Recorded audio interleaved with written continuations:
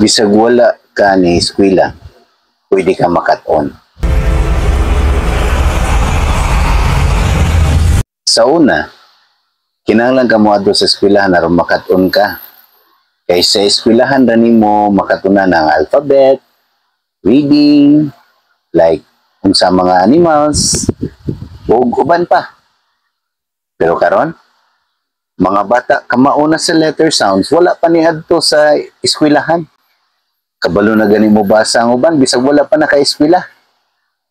Kaila na ang uban ng mga bata sa animals, colors, shapes, mayo pa kay mo in English.